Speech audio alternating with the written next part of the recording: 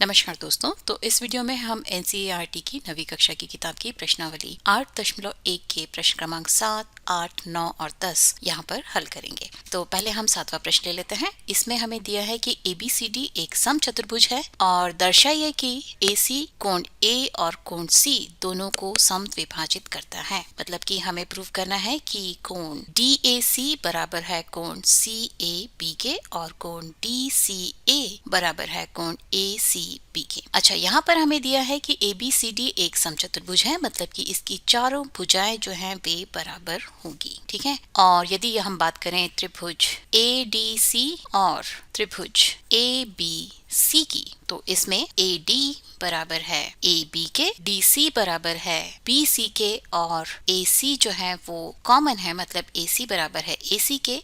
तो भुजा भुजा भुजा सर्वांग समता के उपयोग से आप कह सकते हैं कि त्रिभुज ADC और त्रिभुज ABC सर्वांग सम है। ये सर्वांग सम है, मतलब कि इनके जो कोरस्पॉन्डिंग एंगल्स हैं, यानी कि ये एंगल और ये एंगल बराबर होगा, या CPCT से आप कह सकते हैं कि कोण DAC बराबर होगा कोण BAC के, और साथ ही साथ ये वाला कोण बराबर होगा इस कोण के, या कोण DCA बराबर होगा कोण BCA के। या आप कह सकते हैं कि AC कोण A और कोण C दोनों को समद्विभाजित करती है। तो ये हुआ 7वां प्रश्न। और चलिए अभी हम 8वें प्रश्न की ओर चलते हैं। 8वें प्रश्न में हमें दिया है कि ABCD एक आयत है। यदि ये एक आयत है, मतलब कि इसके सारे अंतः कोण जो हैं वो 90 डिग्री के हैं, यानी ये कोण 90 डिग्री का है, ये कोण 90 डिग्री का है और ये कोण 90 डिग्री का है, और साथ ही साथ ये कोण भी 90 डिग्री का है।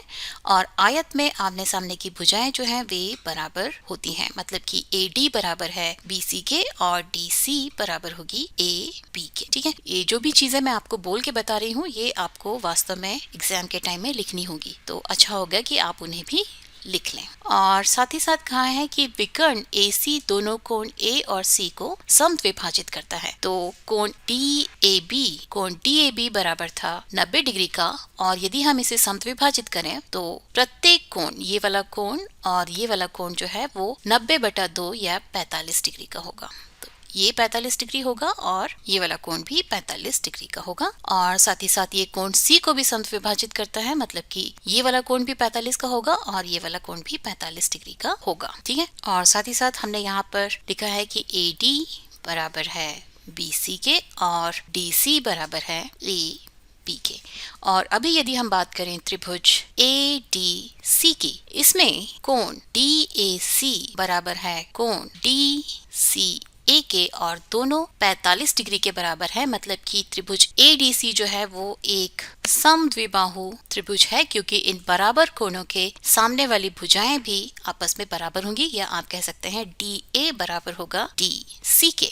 और यदि DA बराबर है DC के, मतलब कि DA जो BC के बराबर है और DC जो कि AB के बराबर है, ये भी आपस में बराबर होंगे, या आप कह सकते हैं कि चारों भुजाएं आपस में बराबर होंगी। और चारों भुजाएं आपस में बराबर है और प्रत्येक कोण 90 डिग्री का है, मतलब कि ABCD जो है वो एक वर्ग है। और दूसरे पॉइंट में हमें प्रूव करना है कि विकर्ण BD जो है वो कोण B और D को समद्विभाजित करेगा। तो यहाँ पर हमने प्रूव कर दिया है कि इसकी चारों भुजाएं बराबर हैं, तो हम चारों भुजाओं को डबल डैश के साथ रिप्रेजेंट कर लेते हैं। ठीक है। तो ये चारों भुजाएं बराबर हो गई। और अभी यदि हम विकर्ण BD खींचें तो वो कुछ ऐसा होगा। और यहाँ पर यदि हम त्रिभुज DCB की बात करें तो ये भी एक समद्विबाहु त्रिभुज है, जिसमें DC बराबर है CB के, मतलब कि इनके सामने, इन दोनों भुजाओं के सामने वाले कोण जो है वो भी आपस में बराबर होंगे, या आप कह सकते हैं कोण CDB बराबर होगा कोण CBD के। और चूंकि कोण DCB 90 डिग्री के बराबर है, मतलब कि ये दोनों कोण यदि हम इन्हें थीटा मान लें तो त्रिभुज के तीनों कोणों का योग 180 डिग्री होता है, मतलब कि 90 डिग्री प्लस थीटा बराबर होगा 180 डिग्री के, या थीटा बराबर होगा 90/2 या 45 डिग्री के। ठीक है, तो ये वाला कोण 45 डिग्री का हुआ, मतलब कि बाकी बचा हुआ कोण भी 45 डिग्री का होगा। और यहाँ पर भी यदि ये कोण 45 डिग्री का है तो बाकी बचा हुआ कोण भी 45 डिग्री का होगा। या आप कह सकते हैं कि विकर्ण BD जो है वो कोण B और D को समद्विभाजित करता है। तो इसे आप याद भी रख सकते हैं कि यदि आयत के दोनों विकर्ण जो है वो कोणों को समद्विभाजित करें तो वो एक वर्ग होता है, या वर्ग के दोनों विकर्ण जो है उसके अंतः कोणों को समद्विभाजित करते हैं। जी हाँ, कॉम्पिटिटिव एग्जाम्स में ये आपके बहुत काम आएगा। और अभी 9वें क्वेश्चन की अगर हम बात करें तो इसमें हमें दिया हुआ है कि ABCD एक समांतर चतुर्भुज है। समांतर चतुर्भुज है मतलब कि आमने सामने की भुजाएं जो है वे एक दूसरे के समांतर होती हैं और बराबर भी होती है, मतलब कि ये बराबर है इसके और ये वाली भुजा जो है वो इसके बराबर है। ठीक है, इसके विकर्ण BD पर, यहाँ पर इन्होंने इसका एक विकर्ण BD खींचा, इस पर दो बिंदु P और Q इस प्रकार स्थित है कि DP बराबर है BQ के, या आप कह सकते हैं कि ये वाला रेखाखंड जो है वो इस रेखाखंड BQ के बराबर है। तो मैंने इन्हें 3 डैश से दर्शा लिया है। अभी हमें यहाँ पर कुछ 5 चीजें प्रूव करनी है, और अभी जो पहला पॉइंट हमें प्रूव करना है वो ये है कि त्रिभुज APD सर्वांगसम है त्रिभुज CQB के, यानी कि ये वाला त्रिभुज और ये वाला त्रिभुज सर्वांगसम है, ये हमें प्रूव करना है। तो यहाँ पर हमें पता है कि AD समानांतर है BC के, मतलब कि ये वाला कोण जो है वो बराबर होगा इस कोण के। दोनों दो समांतर रेखाओं के बीच में तिर्यक रेखा BD द्वारा बने हुए एकांतर अंतः कोण है। तो त्रिभुज APD और त्रिभुज CQB की यदि हम बात करें, इनमें DP बराबर है BQ के, ये हमें दिया हुआ है, और साथ ही साथ DA बराबर है BC के, और कोण ADB बराबर है कोण CBQ के। तो यहाँ पर से भुजा कोण भुजा सर्वांगसमता के उपयोग से आप कह सकते हैं कि त्रिभुज APD और त्रिभुज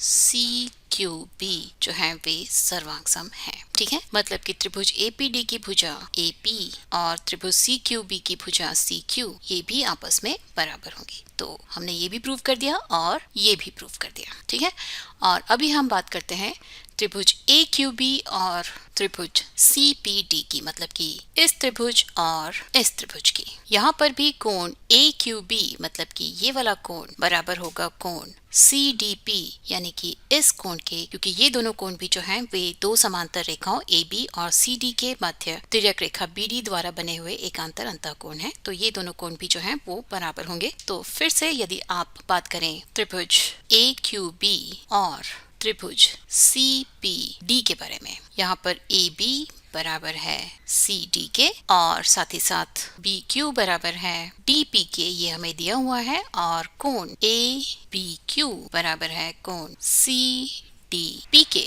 तो फिर से साइड एंगल साइड या भुजा कोण भुजा सर्वांगसमता के उपयोग से आप कह सकते हैं कि त्रिभुज AQB सर्वांगसम है त्रिभुज CPD के, या यहाँ पर भी तीसरी भुजा AQ बराबर है भुजा CP के। ठीक है, तो यहाँ पर ये दोनों त्रिभुजों को सर्वांगसम प्रूव कर दिया, और इन दोनों त्रिभुजों की तीसरी भुजा AQ और CP को भी बराबर प्रूव कर दिया। तो यदि हम यहाँ देखें तो यहाँ से AP बराबर है CQ के, और यहाँ पर हमने प्रूव किया AQ मतलब कि ये भुजा बराबर है CP के, मतलब कि इस भुजा के। ठीक है, तो चतुर्भुज APCQ में आमने सामने की भुजा बराबर है AP बराबर है CQ के और AQ बराबर है CP के, मतलब कि ये एक समांतर चतुर्भुज है, क्योंकि यदि एक चतुर्भुज में आमने सामने की भुजाएं बराबर हैं तो वह एक समांतर चतुर्भुज होता है। ठीक है, तो हमने इस तरह से यहाँ पर 5वां पॉइंट भी जो है वो प्रूव कर दिया। और अभी हम 10वें प्रश्न की ओर बढ़ते हैं। 10वें प्रश्न में हमें दिया है कि ABCD एक समांतर चतुर्भुज है, मतलब कि इसकी आमने सामने की भुजाएं जो हैं वो बराबर होंगी। तो आप कह सकते हैं कि DC बराबर है AB के और DA बराबर है CB के। उसके बाद इन्होंने कहा है AP और CQ शीर्ष A और C से विकर्ण BD पर क्रमशः लंब हैं। AP यदि लंबवत है DB के, मतलब कि ये 90 डिग्रीज है, और CQ भी लंबवत है DB पे, मतलब कि ये भी जो है वो 90 डिग्रीज है। और हमें दर्शाना है कि त्रिभुज APB मतलब कि ये वाला त्रिभुज और ये वाला त्रिभुज, ये दोनों त्रिभुज जो हैं वे सर्वांगसम है, और AP बराबर है CQ के, या ये दोनों लंब जो हैं वो आपस में बराबर हैं। ये हमें प्रूव करना है। तो यहाँ पर DC और AB आपस में समानांतर है, मतलब कि तिर्यक रेखा DB द्वारा बनाए हुए एकांतर अंतः कोण CDB और कोण DBA ये दोनों बराबर होंगे। तो यदि हम बात करें त्रिभुज APB और त्रिभुज CQD के बारे में, तो यहाँ पर इन दोनों ही त्रिभुजों में कोण ABP बराबर है कोण CDQ के और AB बराबर है CD के, और साथ ही साथ इस कोण को यदि हम थीटा मान लें तो कोण PAB बराबर होगा कोण QCD के, और ये दोनों के दोनों बराबर होंगे 90 डिग्रीज माइनस थीटा के। ये दोनों के दोनों त्रिभुज जो हैं वे समकोण त्रिभुज है, जहाँ पर ये कोण 90 डिग्री है इसमें, और इसमें यहाँ पर ये कोण 90 डिग्रीज है, और यदि इस कोण को हम थीटा मानते हैं तो ये बाकी का बचा हुआ कोण जो है वो 90 माइनस थीटा के बराबर होगा, और ये कोण भी 90 डिग्रीज माइनस थीटा के बराबर होगा, मतलब कि ये दोनों कोण भी जो है वो आपस में बराबर होंगे।